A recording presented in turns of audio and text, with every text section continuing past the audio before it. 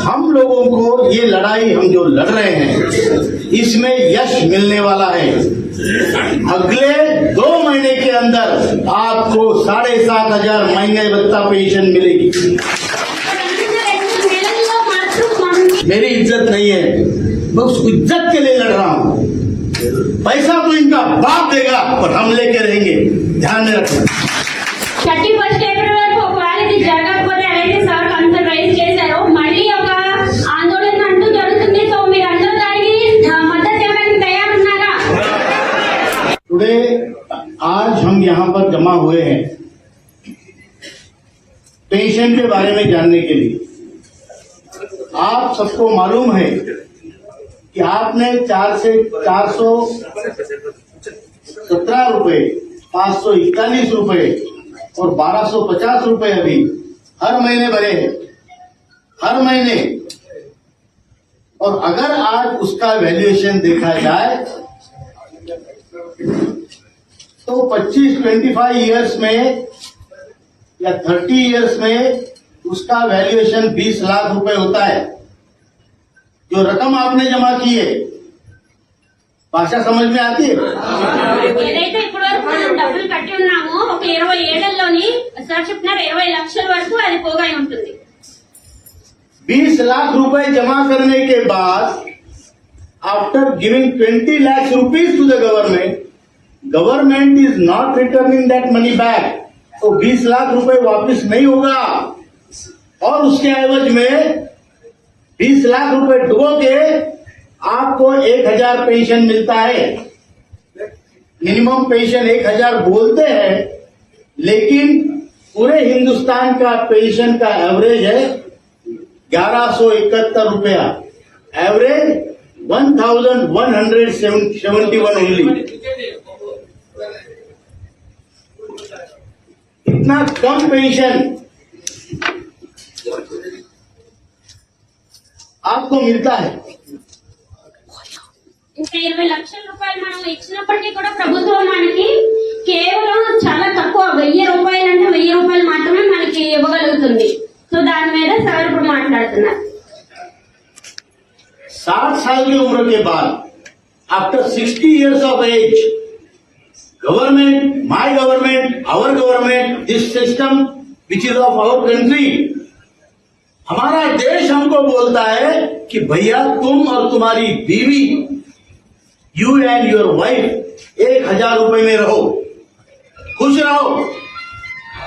क्या हमें मंजूर है? मंजूर है? तो अगर मंजूर नहीं, इसलिए हमने लड़ाई शुरू की है। और ये लड़ाई सिर्फ वैजाग में, विशाखापट्टनम में या आंध्र प्रदेश में ही नहीं है, ये देश के हर राज्य में ये लड़ाई है। जिला स्तर पे है, तालुका स्तर पे, और सभी बूढ़े लोग मिलके लड़ रहे हैं। मिलके, हमारे में शक्ति नहीं है, आरोग्य नहीं है, पैसा नहीं है, उम्र नहीं है, लेकिन जज्बा है, फीलिंग्स है, हम जिंदा है, मरे नहीं है। और इतनी क्रूर व्यवस्था, इतनी कठोर व्यवस्था जो इस देश की है, उसके खिलाफ, व्यवस्था के खिलाफ, मैं कोई सरकार, कोई पार्टी, कोई इसकी बात नहीं कर रहा हूं। व्यवस्था के साथ हम लोग लड़ रहे हैं। जो गरीब है, ये प्रेरणा हमें कहां से आती है? ये प्रेरणा के लिए हमारे पास उदाहरण है। जिसकी सोने की लंका थी, उस रावण से एक वनवासी राम, जिसके पैर में चप्पल भी नहीं होगी, उसने वानरों की सेना बना के लड़ा है। बराबरी की झूठ है। हम लोग वो वानर लड़े, अरे हम इंसान हैं, हम इंसान हैं, हम लड़ नहीं सकते क्या? बराबरी की झूठ है। बोलो, आवाज नहीं निकलेगी तो कोई नहीं सुनेगा, आवाज नहीं निकलेगी तो कोई सुनने वाला नहीं। अंदर एक बैठ के चप्पली बराबर है,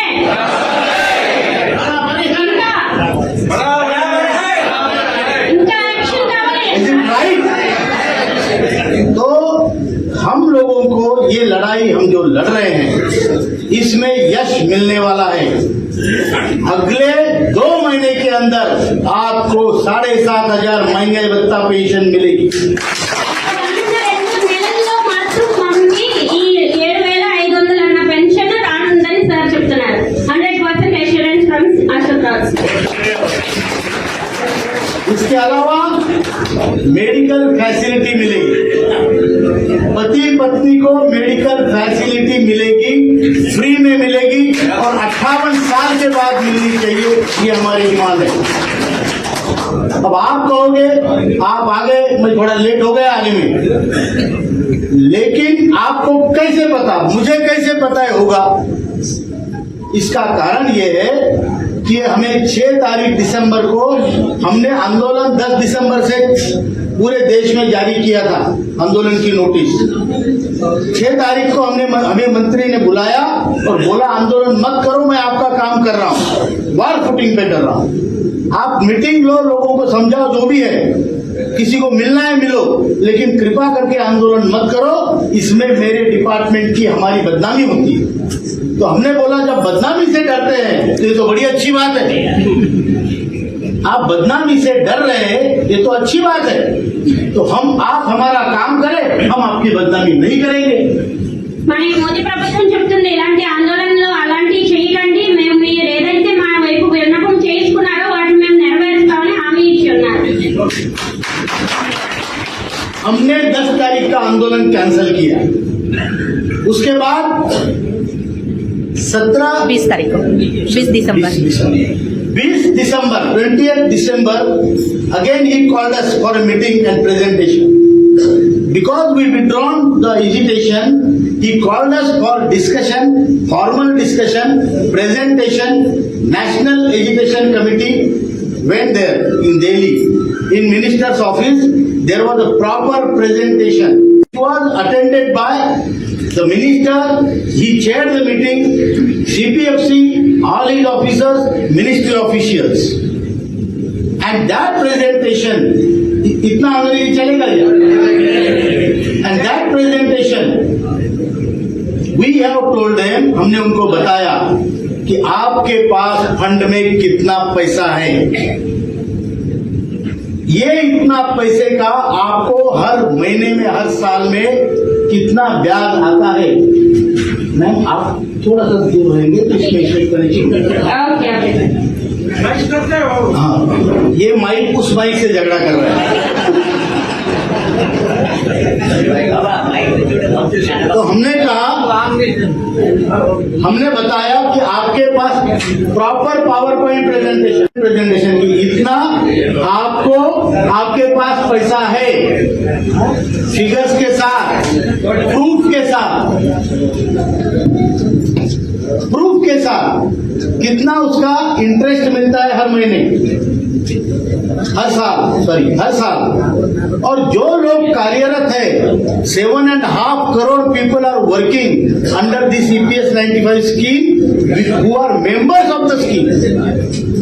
जैसे आप मेंबर थे, वैसे अभी जो वर्किंग क्लास लोग हैं, जो वर्क कर रहे हैं, वो उनका कितना कंट्रीब्यूशन आता है। 7.5 crore people are contributing every month. We told them this is the contribution you receive. ये 7.5 करोड़ लोगों से, ये दोनों का मिला के ब्याज कितना है? जो आपको सालाना ब्याज मिलता है, इंटरेस्ट मिलता है, उसमें से हमको कितना देते हैं? You will be surprised. सिर्फ 25% of the interest is being distributed as pension. तो हमने बोला बाकी पैसे का क्या करते हैं? Mind you, I tell you कि इतना प्रेजेंटेशन होने के बाद with facts and figures 1 hour we presented, there was no objection from any officer and no minister, because that was the presentation. At the end of the presentation, we told the minister कि we gave him the solution. हम लोग सिर्फ problem लेके नहीं जाते, हम problem के साथ सॉल्यूशन लेके चलते हैं। तो हमने बताया प्रॉब्लम क्या है। हमने ये भी बताया सॉल्यूशन क्या है। सॉल्यूशन ये है कि आपका पूरा इंटरेस्ट आप पेंशन में डालो। दूसरा, गवर्नमेंट ऑफ इंडिया ने 8.33 कंट्रीब्यूशन करना चाहिए, जो आज उनका कंट्रीब्यूशन नहीं है। 1.16 वो एडमिनिस्ट्रेटिव एक्सपेंडिचर के लिए कंट्रीब्यूट करते हैं। 8.33 उन्होंने देना चाहिए और हमारी तरफ से उनको ये बोला कि हमारा 8.33 मत काटो, हमारा पूरा 12% काटो। बराबर है? हमारा 12% काटो, 15,000 की सीलिंग 25,000 करो, लेकिन बुढ़ापे में हमारी इज्जत रखो। ये हमने उनको बोला है और यही चीज हमने वित्त मंत्री निर्मला सीतारमण जी को भी बोली। उन्होंने हमें बुलाया, मीटिंग हुई और मीटिंग के बाद आधा घंटा मीटिंग हुई। शी सेड कि मैं पहली बार ऐसी संगठना देख रही हूं कि जो सिर्फ मांगती नहीं, देने की भी बात करती है। ये काम हम लोग करेंगे। हुआ है। उसके बाद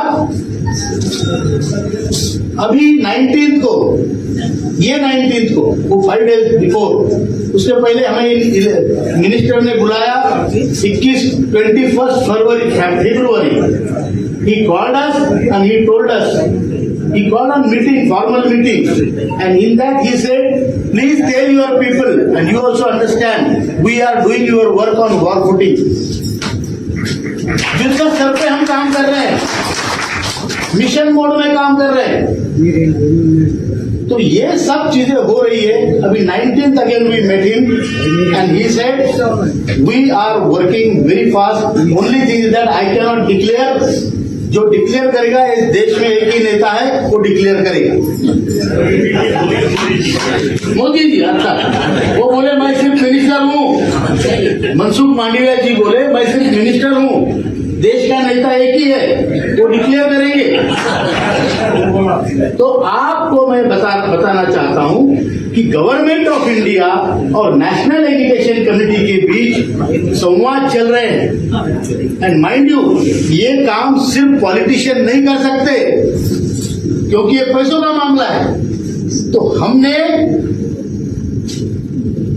सभी ब्यूरोक्रेटिक चैनल से मीटिंगें की है। कैबिनेट सेक्रेटरी ऑफ इंडिया, उससे बड़ा कोई ब्यूरोक्रेट नहीं होता। उससे 2 घंटे की हमारी राउंड टेबल कॉन्फ्रेंस हुई है। उसके बाद with finance secretary, expenditure secretary, labour secretary, all these people we had a meeting with. उनके मीटिंग होने के बाद, उनके रिपोर्ट जाने के बाद फिर वित्त मंत्री से और एक बार मीटिंग हुई। तो हमारा जो कोशिश है वो ऐसी कोशिश नहीं है कि गली में जाके ऐसा कैसा नहीं देगा, देख लूंगा, वो नहीं है। पढ़ाई करके और गली में भी उतरते हैं। इसमें एक बात का दुख हमें हुआ है कि जब देने वाला तैयार है, लेने वाला मांग रहा है, तो कुछ संगठनाएं बीच में टपक पड़ी है, ट्रेड यूनियन है, और वो बोल रहे इनको 5,000 दे दो। इनके बाप का माल है क्या? बोलो बोलो, इनके बाप का माल है क्या? ये हमारा माल है, हमारा पैसा है। और जब देने वाला तैयार है, लेने वाला तैयार है, इनको खुजली क्यों हो रही है? बराबर की झूठ है। आप मुझे बताओ, ट्रेड यूनियन का मतलब क्या होता है? ट्रेड यूनियन के लीडर यहां बैठे हैं। ट्रेड मतलब व्यापार, ट्रेड मतलब कारोबार, ट्रेड मतलब इंडस्ट्रीज। जो वर्किंग लोग इंडस्ट्री में काम करते हैं, उनकी सुविधा के लिए, उनके भलाई के लिए ट्रेड यूनियनें बनी है। ट्रेड यूनियनें काम करती है, बराबर। अब जो रिटायर होने के बाद में you are no more member of a trade union, है कि नहीं? जब तक आप पावती फाड़ने के लायक है, तब तक आप ट्रेड यूनियन के मेंबर हैं। अब आपके पास पावती फाड़ने के लिए कुछ है ही नहीं, बराबर है कि नहीं? तो ट्रेड यूनियन आपकी तरफ देखती नहीं, आप भी उनके मेंबर नहीं। फिर लड़ाई कौन लड़ेगा? और ट्रेड यूनियन, मैं बोलता हूं राजशेखर जी, ट्रेड यूनियन ये पॉलिटिकल संगठन है। इंटक है, कांग्रेस का है, बीएमएस है, बीजेपी का है। आईटक सीटू होगी, कम्युनिस्टों की होगी। Correct no? बराबर है। तो वो उनके पॉलिटिकल पार्टी का काम करते हैं या पेंशनरों का काम करते हैं? वो उनकी आइडियोलॉजी चलाने के लिए आए, उनकी विचारधारा चलाने के लिए आए। तो पेंशनरों का, कामगारों का काम कौन करेगा भाई? इसलिए ये संगठन बना है जो नॉन पॉलिटिकल है, पूरे देश में बना है। और बूढ़े लोग, असहाय लोग, जिनकी तरफ कोई देख नहीं रहा है, वो इकट्ठा हुए और इतनी बड़ी सिस्टम से टक्कर देने के लिए इकट्ठा हुए और टक्कर दे गए। जब वो बात कर रहे हैं, गवर्नमेंट रिकॉग्नाइज कर रही है, प्राइम मिनिस्टर ने हमको 2 बार बुला के हमसे आधा घंटा चर्चा की, बात की और बताया आपका काम होना चाहिए, मैं ये काम करूंगा। काम में देरी होगी, ब्यूरोक्रेटिक हैजल्स है, पैसों का मामला है, लेकिन फिर भी मैं ये काम करूंगा। ये सब होने के बाद बीएमएस बोलता है इनको 5,000 दे दो।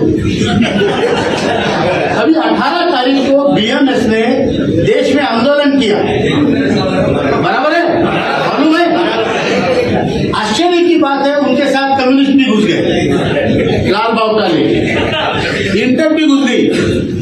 सारे यूनियन मिलके आपके लिए उनको बहुत प्यार आया, इतना प्यार आया आपके लिए, सबने आंदोलन किया और बोले इनको 5,000 दे दो। अरे भाई, मेरी लड़ाई मैं लड़ रहा हूं, तो बीच में आके फालतू में क्यों नारा दे रहा है? बराबर की झूठ है। इसलिए हमने 24-25 मतलब यस्टरडे और आज टुडे, कल और आज नेशनल एजुकेशन कमेटी ने पूरे देश में आंदोलन छेड़ा। अब उनके आंदोलन में गए कहीं 10, कहीं 20 लोग जा रहे हैं और वहां पे, और वो भी पेंशनर कोई नहीं उसमें, उनके कार्यकर्ता 10-20 लोग जा रहे हैं, निवेदन दे रहे। अब यहां देखो एनएसी में कहीं 1000, कहीं 500 जा रहे हैं। ये होता है जज्बा, ये होती है लड़ाई। हमें कोई ठेकेदार नहीं चाहिए, बराबर है? हमारा ठेका किसी ने लेने का कोशिश मत करना। ये लड़ाई हमारे अस्तित्व की है, हमारे जज्बात की है, हमारे पूरे वजूद की लड़ाई है। ये पैसों का मामला नहीं है, केवल पैसों का मामला नहीं है। आज जो बच्चे को मैंने चड्डी बनियान से लेके, किताब से लेके सब कुछ पढ़ाया लिखाया, वो बच्चा मेरे को पूछता है तुमने मेरे लिए क्या किया? ये लड़ाई उसके लिए है। मैं किसके लिए लड़ रहा हूं? मेरे जेब में मेरी नाती, छोटी बच्ची, मेरी ग्रैंड डॉटर, ग्रैंड सन अगर मेरे पास आता है तो उसके हाथ में रखने के लिए 200 रुपए नहीं।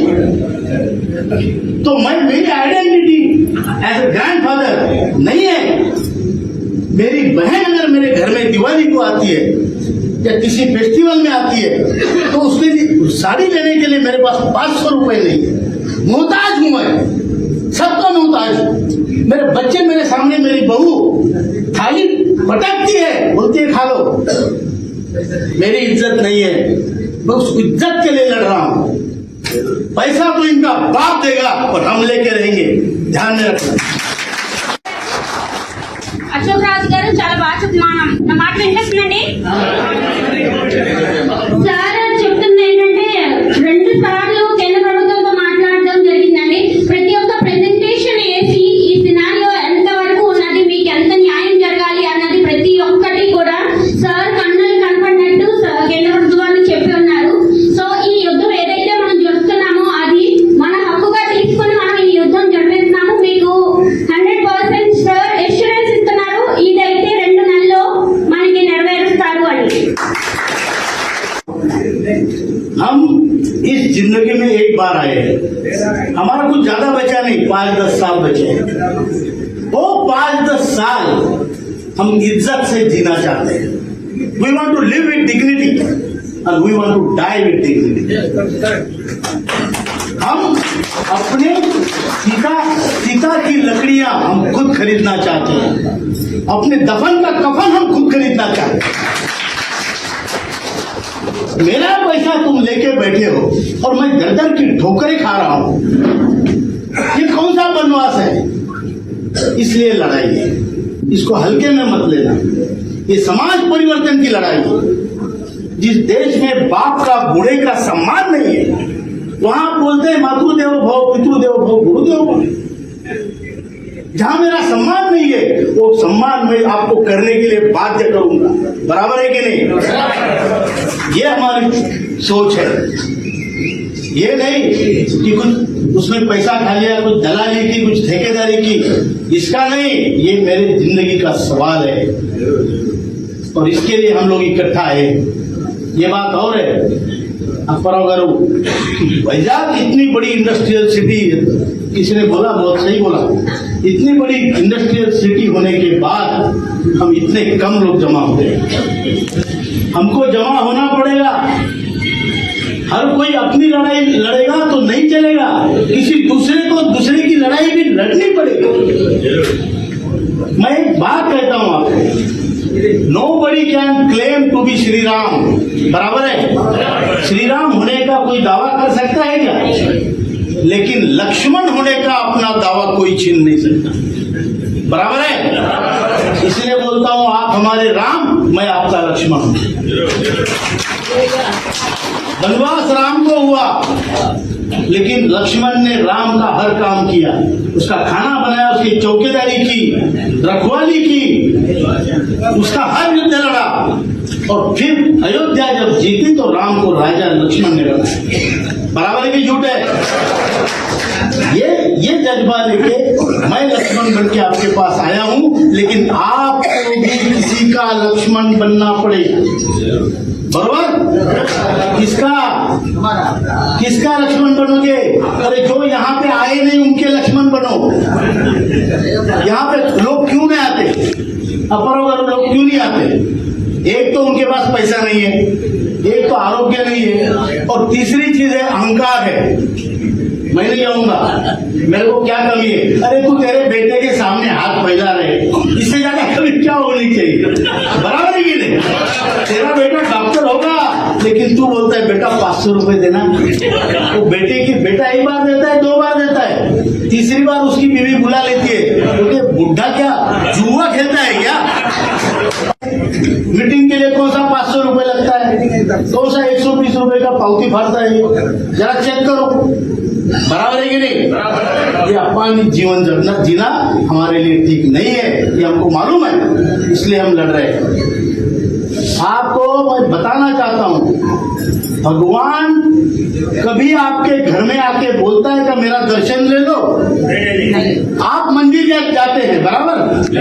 हमको मंदिर जाना पड़ता है भगवान का दर्शन करने के लिए। तो मैं भगवान घर नहीं आता, तो इसीलिए मैं मेरे मंदिर में मेरे भगवान का दर्शन करने आया। మనం దేవుడి దగ్గరికి వెళ్తాం, దేవుడే మన ఇంటికి వస్తాడా? ఏదైనా మన కోరిక నెరవేరాలి అని అంటే మనమే దేవుడి దగ్గరికి వెళ్తాం. సార్ మన దగ్గరికి వచ్చి మన కోరికలన్నింటినీ నెరవేరుస్తా అని చెప్తున్నారు. సో మన హక్కు కోసం మనం పోరాడుతున్నాము. ఈ పోరాటం ఈ 2 నెలల్లో మన నెక్స్ట్ జనరేషన్ కోసం మనం పోరాడుతున్నాము. लेकिन एक बात याद रखना, मैंने अपने भगवान को ढूंढ लिया है। आपके भगवान किधर है? जो इधर आज एब्सेंट है वो आपके भगवान है, उनको ढूंढो। వెతకండి. ఎవరైతే ఇంకా మన మీటింగ్ ఇలా పెడుతున్నప్పుడు మన మద్దతు ఇంకా తెలపలేకుండా ఉండిపోయారో వాళ్ళని కూడా తీసుకుని రండి. ఏకదాటిగా మన మద్దతు తెలుపుతామని చెప్తున్నారు. उनको लेके आओ। वैजाग जैसे सिटी में पिछली बार भी राजशेखर जी थे, तब वादा हुआ था हमारा कि 1 लाख लोग तो कम से कम। లాస్ట్ మీటింగ్ లో చెప్పున్నారు 1 లక్ష పైగా జనాలు వస్తారు అని. మరి ఇప్పుడు నెక్స్ట్ తీసుకొస్తారా లేదా చెప్పండి? इतना इंडस्ट्रियल सिटी, स्टील सिटी, इतना बड़ा पोर्ट है, इतने बड़े बड़े PSUs है, और ये लोग अगर इकट्ठा नहीं हो सकते, मैं जानता हूँ बहुत बड़े लोग हैं, अगर इकट्ठा नहीं हो सकते तो हमारी बात कौन सुनेगा? Second thing I have to tell you, कि ये जो काम करने वाले कार्यरत कर्मचारी है उनके घर में जाओ, उसको बोलो मेरे को 1000 पेंशन है, मैं आपका भविष्य हूँ, I am your future, look at me, I am getting 700 rupees pension. उनको जगाओ, नहीं तो ये ऐसे ही मरेंगे। और मैं बता रहा हूं, मैं आपको नहीं कुछ कह रहा हूं, लेकिन ट्रेड यूनियन ने जो आपका हाल किया है उससे ज्यादा बुरा हाल इनका होने वाला है। बराबर है? ఏదైతే మన ఒక ట్రేడ్ యూనియన్ మన ఈ పరిస్థితి తీసుకొచ్చిందో దుస్థితి, ఇప్పుడు మనకి ఈ దుస్థితి మనది కాదు, నెక్స్ట్ వాళ్ళగా ఆ దుస్థితి తేనున్నామని సార్ చెప్తున్నారు। इसलिए उनको भी जगह साथ में ले लो, इसमें किसी का स्वार्थ नहीं है। ये अभी देखना, मल्टीनेशनल कंपनी आ रही है, बड़ी बड़ी कंपनी आ रही है, सब मालिकों का प्रभाव ज्यादा रहेगा, कामगारों की तरफ कौन देखेगा भाई? बराबर है कि नहीं? इसलिए अपने को खुद खड़ा होना पड़ेगा। మన యుద్ధం మనమే పోరాడాలి, మనమే ఐక్యమత్యంగా ఉండాలి, మనమే మద్దతు తెలవాలి, మనతో పాటు ఒక 10 మందిని ఇంకా మనం దీంట్లో జాగృతం చేయాలి అన్నది సార్ ఉద్దేశం। अभी हायर पेंशन, मिनिमम पेंशन की बात मैं करता हूँ, काफी उसके लिए लोग पूछ रहे हैं। मिनिमम पेंशन का मतलब है जिसको कोई पैसा भरना नहीं है, जिसको 1 रुपया भी पेंशन है उसको 7,500 और महंगाई भत्ता मिलना चाहिए। ఎవరైతే ఇంకా రూపాయి కూడా కట్టరు వాళ్ళకి కూడా 7,500 రూపాయలు రావాల్సిందే అని సార్ చెప్తున్నారు। ఒక్కసారి ప్రశాంతంగా ఉండే మీటింగ్ ద్వారా वो मिनिमम पेंशन नहीं है, किसी के पीछे जाना नहीं, कोई फॉर्म भरना नहीं है। जब डिसीजन होगा तो आपके अकाउंट में पैसा आना चाहिए। बराबर?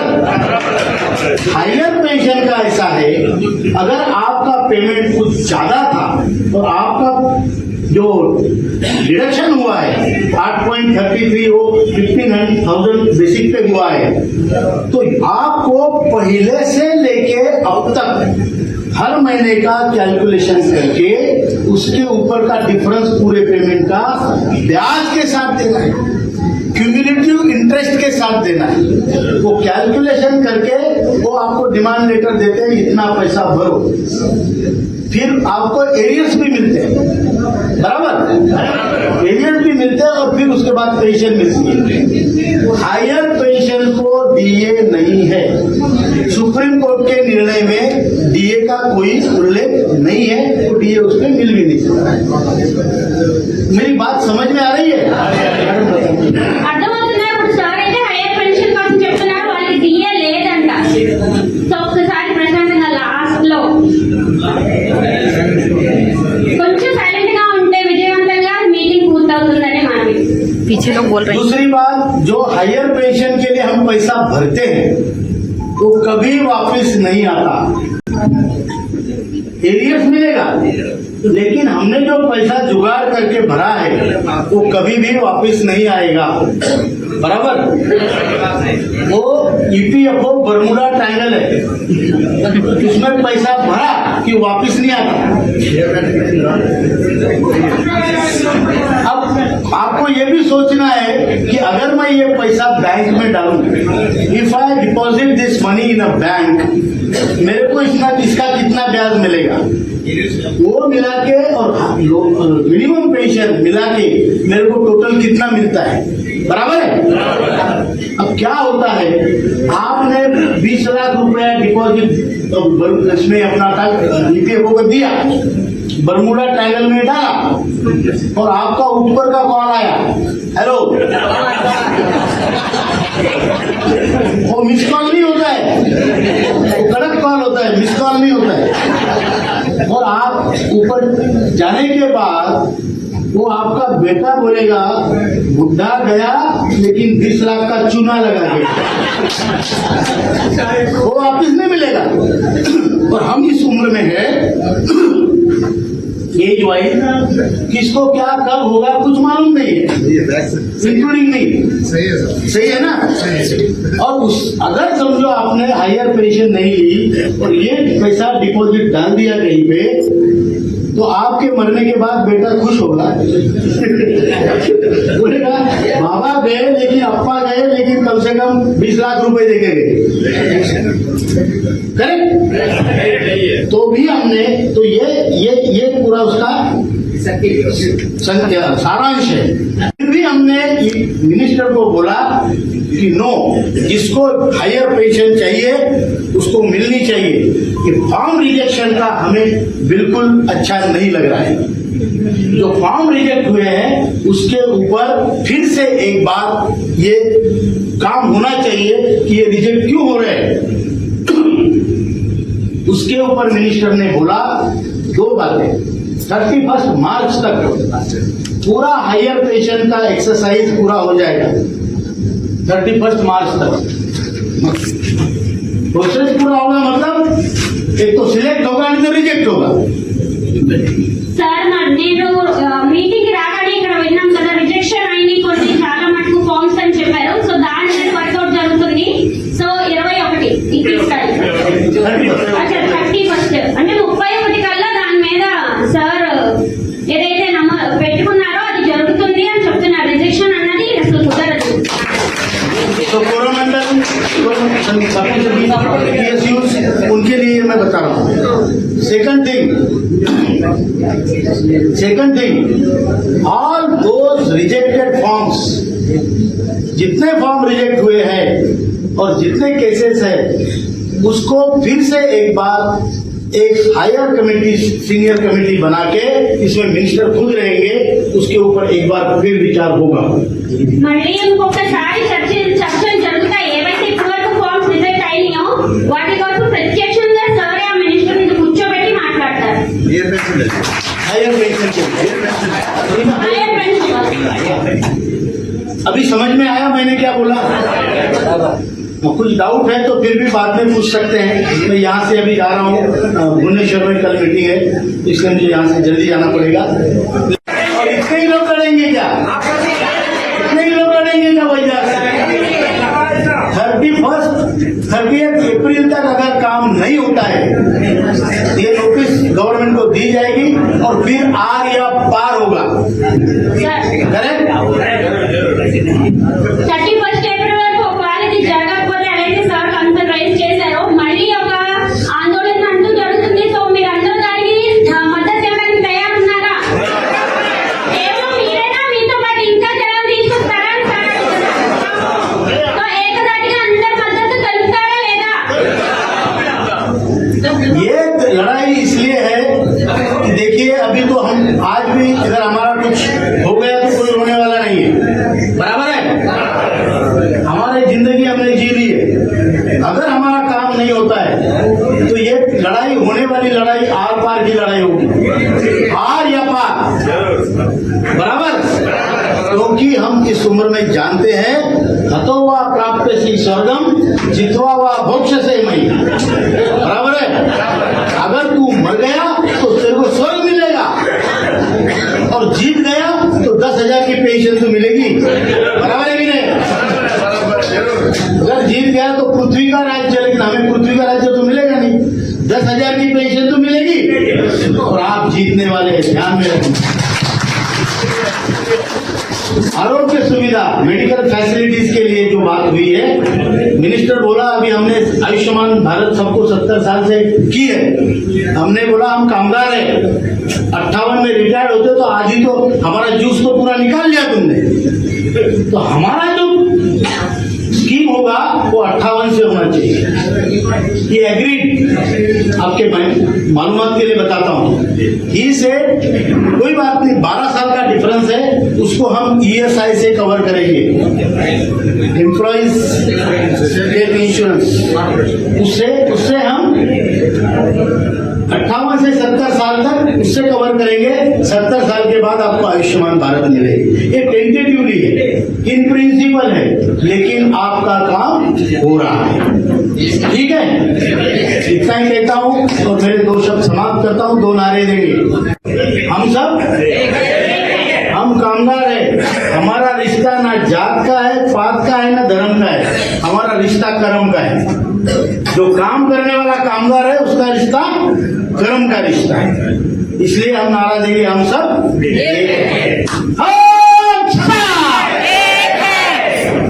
इतने भीड़ में भी आप सो सकते हैं, कमाल है। हम सब आपको बोलता हूँ हाथ उठाना जोर से। कुछ लोगों को लगता है हाथ टूट जाएगा, ఈ పై వ్యక్తి చెప్పాలి. कुछ लोग बुढ़े होते हैं, कुछ बुढ़े लोग नहीं चाहिए अपने को हाथ उठाने का। और आपको बता दो हाथ टूट गया तो अपने को मेडिकल फैसिलिटी मिलने वाली है, तो डोंट वरी। हम सब दूसरा हमारा नारा है ज्येष्ठ भारत श्रेष्ठ भारत। हमारा भारत देश दुनिया में सबसे पुराना ज्येष्ठ देश है और हमारा भारत देश दुनिया का सबसे श्रेष्ठ देश है। और उस ज्येष्ठ और श्रेष्ठ देश के हम ज्येष्ठ और श्रेष्ठ नागरिक हैं, इसका हमें अभिमान है। और इसलिए हमारा नारा है ज्येष्ठ भारत श्रेष्ठ भारत। ज्येष्ठ भारत